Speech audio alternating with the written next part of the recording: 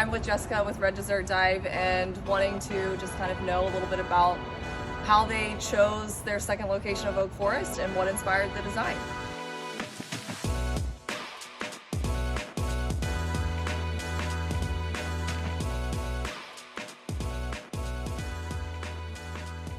How did Red Dessert Dive come to fruition for you guys? 10 years ago in the Heights. Congrats. Thank you. It is a long time and it doesn't feel like that. I actually have a background in architecture, and so I was practicing design and construction and that sort of stuff, and I didn't enjoy it. I'm so glad that you're good at it and that you enjoy it, but I did not. I knew that I wanted to own my own business. Okay. And I love desserts, so I was like, let me just give this a shot. If it fails, I was 30 at the time, so I was like, if it fails, I'll survive, it'll be okay, but let me give it a shot, and here we are. I love that. I think taking risks when you're younger, and it's like, you know what, like you said, if it fails, I have time on my side to kind of make it up. So it obviously didn't. It's doing well. You guys are in your second location now, and you are here on 34th and Oak Forest. What brought you north? So the need for a larger space was first and foremost. Our Heights location is teeny tiny. It's a little jewel box. Yes, and our kitchen was literally 400 square feet, and we just grew out of it so very quickly. Okay. So we needed more space. But this was probably not what it looked like when you drove up. No. So what was here? Yeah, it was a home, existing house built in 1950, and the original plan was to remodel and add to it, and then in the middle of construction, the existing home totally fell. Well, that was not part of the plan. That was not part of the plan. So I got a brand new building, which is cool. You got to flex your architectural background. That's right. Okay. Yeah. We wanted a garden.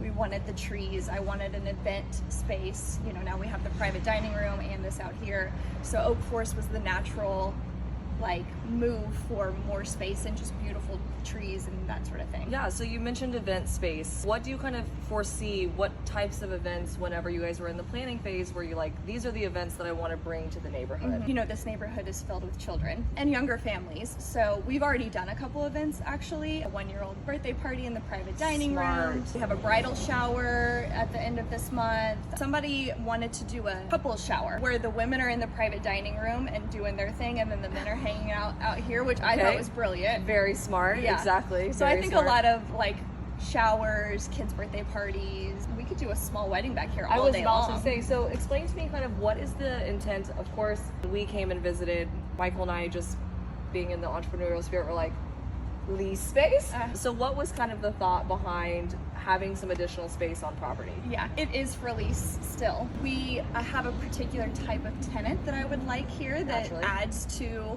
Red, and we complement each other. So I've been a little picky on the type of tenant. What is your ideal partner? Neighbor, let's call it a neighbor. What's your ideal neighbor? Office, depending on the type of business, but just like a real estate business, or we have a chiropractor coming to look later this week. Something like that would be good. I would love a boutique. Same.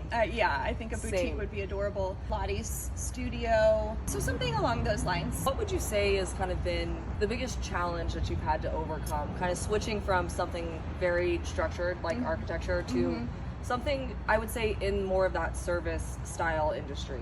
Oh my gosh, there are millions. I remember when I opened number 1, and I had never worked in a restaurant before. Zero experience, and I was working there 90 hours a week. I was opening, I was closing, I was doing everything. And equipment breaks all the time, nonstop. I'm very used to it now, but then I didn't know that. Everything was breaking all the time. A drain line from the 3-compartment sink busted, and the water was just going everywhere, and I was sopping wet, and I had no clue what to do. So I ran to Bella Green next door and just ran inside with my sopping wet, and I was like, help! And one of the guys came in and plugged it back up and helped me, and I went home that night and I was like, oh my gosh, what have I done? What have I gotten myself? What have I signed up for? Yeah, now I'm used to it. It happens all the time. It is what it is. But that kind of shock of it is non-stop. I feel that to my core. We joke about blue jobs and how I do a lot of the blue jobs with being in construction, and so yes, I probably would have just cried. Yeah, and just it's honestly not too far from construction. My dad's a contractor, and I worked with him before, and our phrase was, "There's always something." There's always something. There is.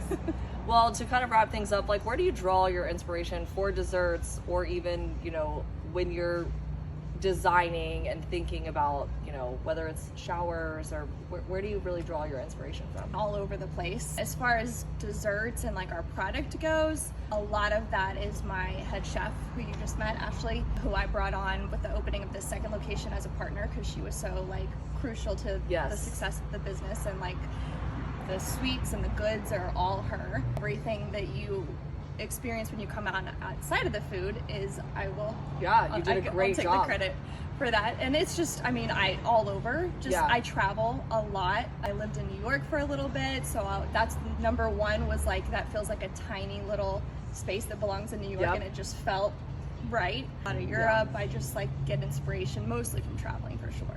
Well, that's awesome. Well, I really appreciate the time to kind of sit down, and we're super excited to have you in the neighborhood. Like I said to Michael, if we don't leave without a sugar cookie, we will be roasted at dinner tonight. So thank you so much. Yeah, thank you guys for coming.